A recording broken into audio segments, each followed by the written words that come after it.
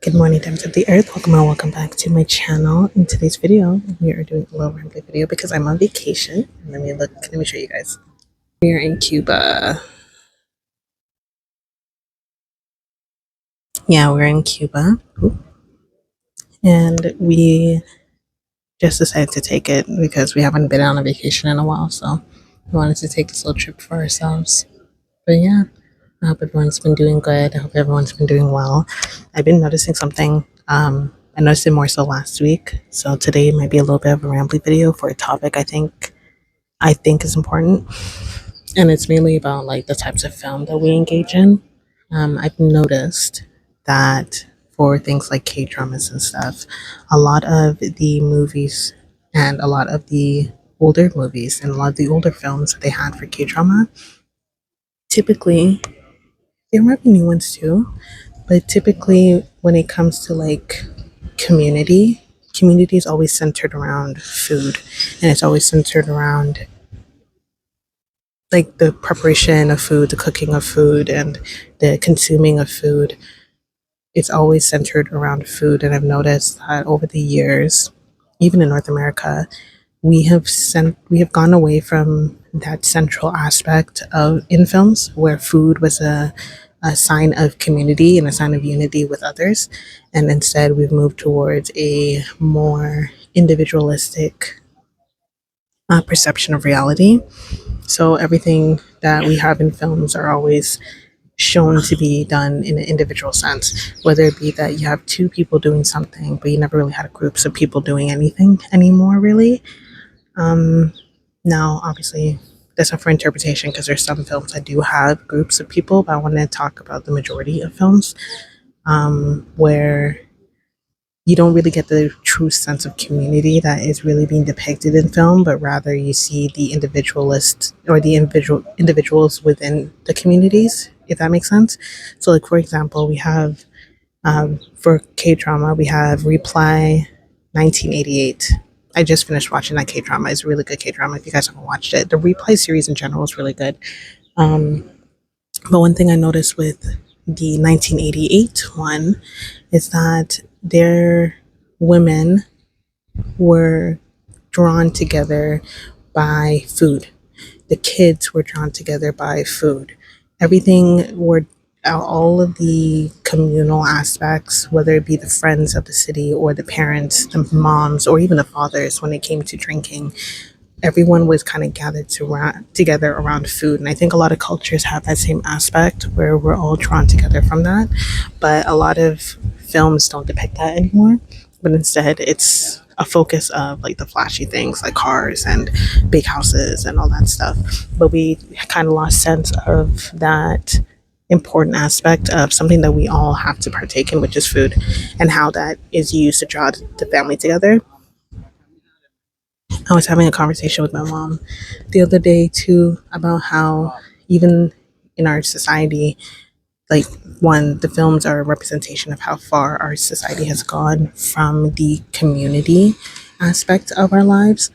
One, our generation, Gen Z, is like the loneliest generation when it comes to like friendships and stuff because a lot of us don't have that core friend group that we used to have. I still have obviously my core group or my core set of people I call my friends, obviously my best friends. But other than that, a lot of people don't have the ability to say stuff like that. A lot of people can say that they don't have that. And I was acknowledging with my mother that the one, that films are a depiction of that, but then two, we also see the loss of community. We see the loss of community by the lack of the dining table within our households. The dining table at one point was used as a place of check in, how to check up on your family. So the fathers of the household would tell their wives how their work was. Wives would tend to tell their husbands either if they're working, how their work was, or if they did anything different inside their house, or if they have any like gossip about the people around them, then they would share that information. And then the kids would be obligated to also tell the experience that they had at school. When I was younger, that was the expectation of my household. We would sit at the family table together and we would kind of give a check-in a checkup of how our day was going. And I feel like a lot of people don't know what's happening within their household. One, because of the fact that they don't even have that dining table for them to sit at and just to commune with and speak with one another. So, yeah. But ultimately, when it comes to this conversation, too, even with North American films, older North American films were really good with that aspect of community. For an example, Goodfellas was a mafia-esque styled film, but I think a lot of mafia films tend to have that aspect of like community and understanding too.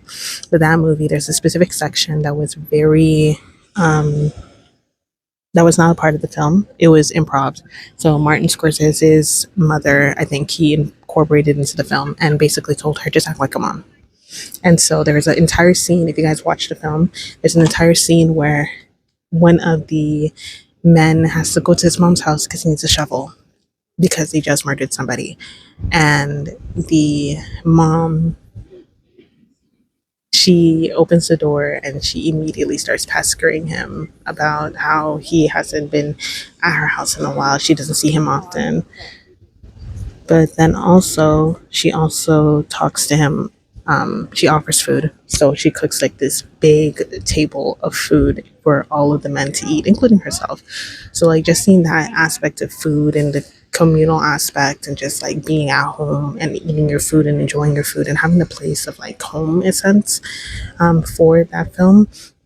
That's something that was really like common in older films. Now it's not so much. I can't really point to specific films, even with like the more popular films. I can't point to films where they're in a restaurant, they're actually eating food. Like even with, I think the true inspiration for this video was Blacklist because I was watching that show again with my mom, and in one of the scenes, they're at a restaurant and they're just sitting and talking. And the most that they're doing is drinking, but drinking's not really the same as eating. And I think that's still different too, because, like, for example, going back to Reply 88, when the fathers were drinking, the fathers weren't drinking just to drink. The fathers were drinking, and then at other scenes, they were eating together. And at other scenes, like, you see that the one of the most vital things that person needs to do, which is eat food and drink water or whatever, but specifically drinking food, you see that the fathers were engaging in that practice with one another.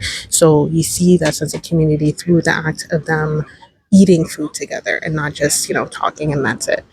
For shows now, you have to do, I feel like they do a lot more unnecessarily. I feel like really all you need to do is show people eating together. It's obviously not as easy as that, but like that's one aspect of it. Show people eating together and show people actually communing with one another and actually enjoying each other's company through the process of, like, for women, preparing food together or grocery shopping together or just finding things like that. I think that we've gone to believe that we need to do things like go on vacation and all that stuff as a way of showing how close we are to one another when really and truly all we need is the simple things of just eating together and that's it.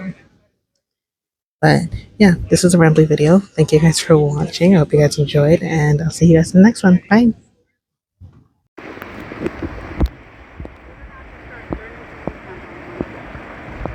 I guess.